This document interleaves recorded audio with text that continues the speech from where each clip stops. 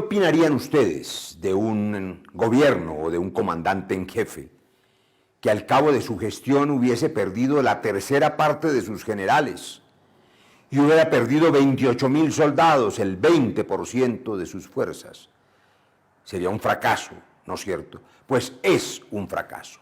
Y voy a demostrarles en el noveno pecado de este ministro y de este gobierno, el debilitamiento de las fuerzas militares como causa fundamental de su fracaso en materia de seguridad, en materia de la pérdida de control del territorio, la razón por la que hemos dicho aumentan las masacres, no se controla la matanza de líderes sociales, crecen los grupos ilegales, se multiplican las disidencias, aumenta el narcotráfico.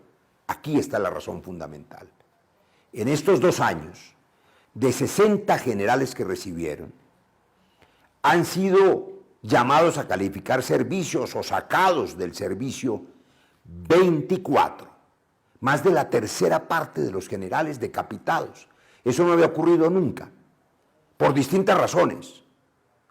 Quizá algunos, dicen fuentes oficiales, por corrupción, o quizá no, quizá son inocentes, quizá buenos oficiales han salido de la línea de mando más bien por razones políticas, porque los acusan de estar parcializados con el proceso de paz o con el gobierno Santos, o porque todavía se atreven a decir que la paz es la victoria. Cualquiera que sea la razón, quitar la tercera parte de los generales de un ejército en apenas 2 años, por supuesto, debilita una institución.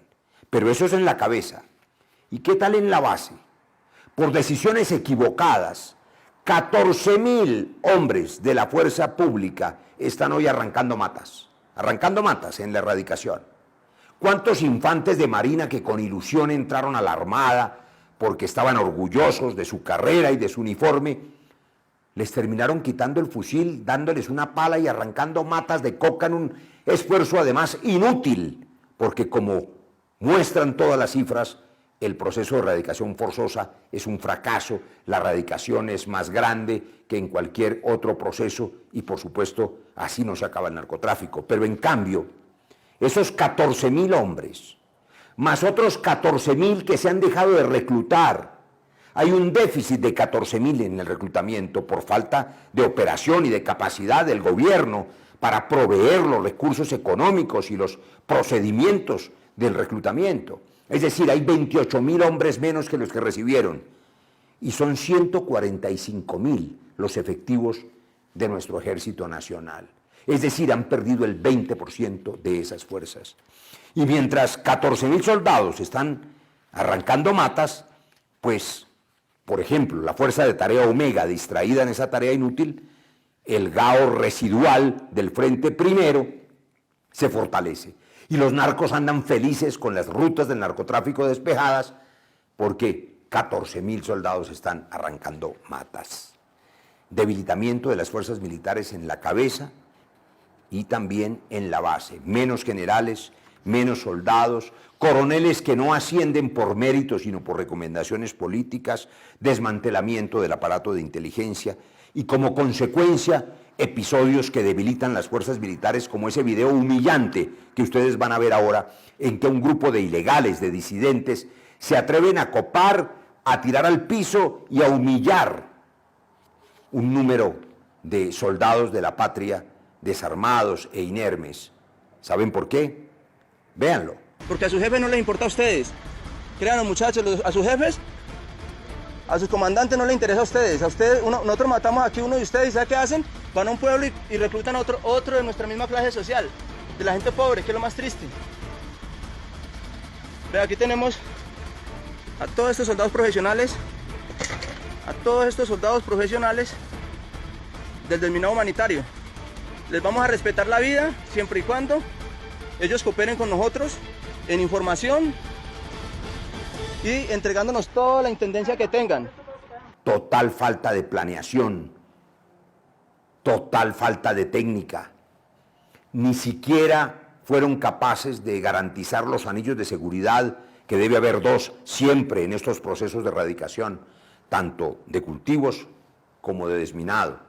Otros errores hay, por supuesto, en el desminado, pero no tener un anillo de seguridad policial y un segundo anillo de seguridad del ejército y permitir que estos muchachos sean humillados de esa manera, claro que es debilitar las fuerzas militares. Ustedes no habían visto nunca esa humillación, nunca la ven en este gobierno que ha debilitado las fuerzas militares.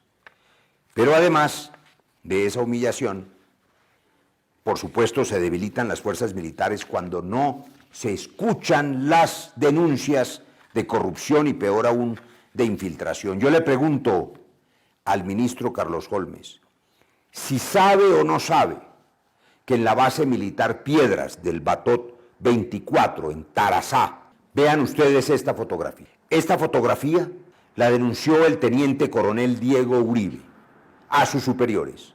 En ella, sentado está alias Moisés, un miembro de los llamados caparros paramilitar de la zona, involucrado con asesinato de líderes sociales.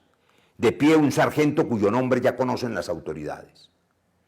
Eso significa complicidad a ese nivel con quienes están asesinando líderes sociales en esa zona.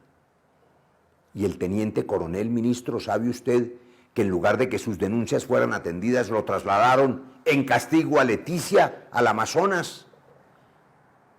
Eso debilita a las fuerzas militares. Cuando no se escuchan las denuncias y en lugar de sacar al sargento comprometido, sacan al coronel valiente que está dando la información y la denuncia.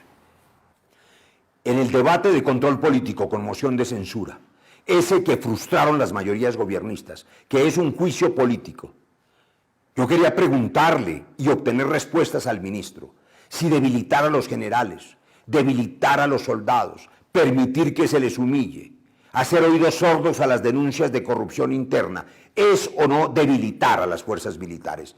¿No es esa la razón fundamental de la pérdida de la seguridad en Colombia?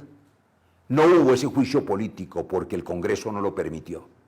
Ahora, ustedes que han visto la evidencia del debilitamiento de las fuerzas militares en estos 2 años por cuenta de este gobierno y de este ministro, juzguen ustedes.